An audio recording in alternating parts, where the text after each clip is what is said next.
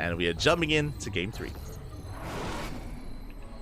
And spawning in the top right-hand corner of Solaris, we have the South Korean Zerg player, the red Zerg representing Mystery Gaming. It is SHIN. And spawning in the bottom left-hand corner, we have his opponent, we have the South Korean Protoss representing Matcherino Esports. It is NightMare. And I will very quickly have to switch, have to set some names. Un momento. And bam, there we go. So if you're curious, if you're tuning in for the first time in a long time, you may not be too familiar with the name SHIN. Who the hell are you on about? As this was a 15 hatch, I believe. Oh no, just regular hatch first. SHIN, of course, is Ragnarok. Ragnarok did have a change of heart, did go for a name change. SHIN is a part of his IRL name, by the way. So it looks like Ragnarok, he just wants to rebrand a little bit and, you know, have a more Korean-centric name than an English random word as a name. So he's just been changing his ID. Now goes by the name SHIN instead. So that is who this is, just in case you're wondering, like, who is this new player? Is there some new blood in the scene that I never heard of? That's Ragnarok, baby, Ragnarok. And of course, he's here up against NightMare. We're here in the ace match. We missed out on game 1 and game 2. Unfamiliar with how this series has progressed and what has happened so far. So we're jumping in blind, and I'm ready for it. I am ready for it. So far, just a hatch gas pool standard opener out of SHIN. NightMare likewise going for a gate expand into a cyber core. Nothing too crazy here in the early game. And I expect these players to bubble off in the mid game. That's what I'm excited about. NightMare, he typically thrives in the mid game, and so does SHIN. They're both kind of these mid game oriented players, aggressive in their own ways. And who's going to be the first to fire?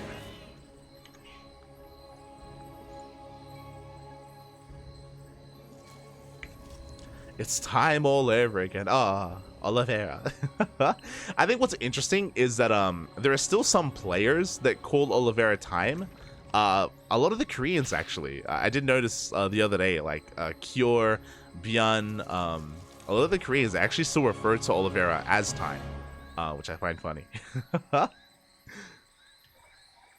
It's been a while now, though. It's been a while. Of course, for those who don't know, Oliveira, aka Time, did spend a lot of time in Korea back in the day. Many years ago at this point. Good friends with a lot of the Koreans, and so far we do see SHIN slipping into the main base, getting a full scout, trying to get a read on what is going on.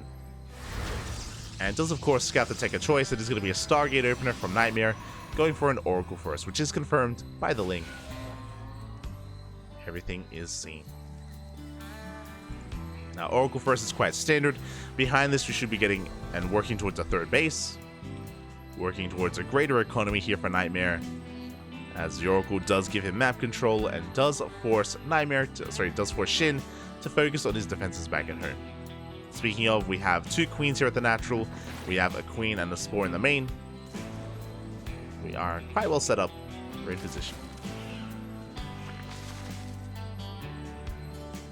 No one has more name changes than Rattata. No one has more name changes than Special. Special, aka Major, aka Wingy, aka Barbie for a while. I think Special has like 10 names on Wikipedia. I don't think anyone comes close to Special. Este Major. It took me a long time to start saying Special, actually. Like, I got so used to Major for so many years. Light? Special was Light for a time, if I'm not mistaken? Am I crazy? I'm pretty sure he was Light. Hold on. Yeah, he was Light, yeah. he took my name for a while, Bobby. He took my name.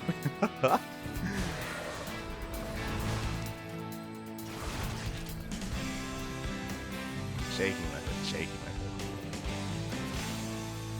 method. For now, though, third base is being taken. Behind this, we have a Forge and a Robo on the way. Adepts are going to get surrounded.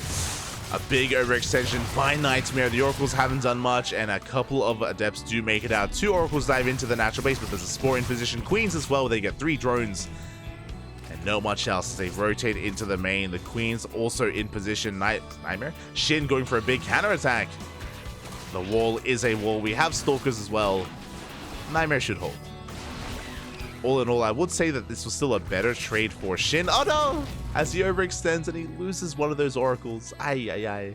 Not like this. But for the most part, NightMare is going for a standard follow-up. +1, Blink, Twilight Council on the way, or Forge, alongside Twilight Council thrown down, Robo production commencing, and NightMare is getting into a Blink Stalker heavy composition. He's moving out already, looking to hit the field with Blink. Now, the downside is that usually you're safe to do this because you have Oracles to support your Stalkers, but we just lost an Oracle, and we only opened up double Oracle as well, so these Stalkers are very vulnerable to Blinks. Again, typically they would be safe because of Oracles, but that is not the case. As I say that though, Lings are getting shaved off, the Roaches are under fire as well. Expensive losses here for Shin. Very expensive losses as he does target down one of those Stalkers. NightMare gaining ground. Lings are late. Lings are delayed as we can finally force this back. Oracle coming into support. And Shin, he's actually working towards a Spire. Very bold move. Oh! As NightMare does end up bleeding out a couple more of those Stalkers.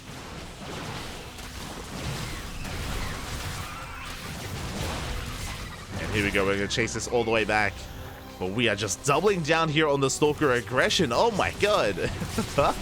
NightMare just trying to force his way in. I mentioned before that he thrives here in the mid game. It's 5 gateways behind us. We have 2 more on the way, 7 in total. He's being chased back. Oh, a lot of Stalkers are bleeding out here. And NightMare, he's supposed to gain momentum with this army. He's supposed to build up his Stalker count over time. But he loses a little bit too much. We get another wave of 5 Stalkers on the way. NightMare, he's going to be expanding behind his army towards his opponent. And essentially, NightMare, he's doubling down on Swarm Toss. It's just pure Gateways and Zealots. There's no Colossus, no Immortals, no Archons, just a massive Gateway army. It's very risky. It's a very fragile army, yes, but a lot of DPS, a lot of potential, and he's going to get the hatchery up. Barely doesn't. Doesn't get the base. Lings, they come in for a surround. And Shin, oh god, he's taking down so many Stalkers. Oh my god. The stutter stepping is just too much. As we mentioned before, NightMare, ideally he's supposed to snowball out of control. He's supposed to build up the Stalker count over time, but alas he cannot. He's been losing far too much. God, I can't believe this hatchery's still alive. As the mutas have arrived. Shin, he was sneaking out a Spire. The Spire did finish. And the mutas are making their way towards the natural base. And NightMare has nothing at home to defend. He's been hyper-fixated here on the attack, on the aggression. He was forced all the way back. And here come those mutas. The mutas, they get into the mineral line. Clouds are going to be connecting. Zealots are going down as well. Good target firing on the Ravagers. Shield battery overcharges pop, but it's not going to be enough. And every worker is going down. No reaction here from NightMare. He's going to be losing his entire mineral line.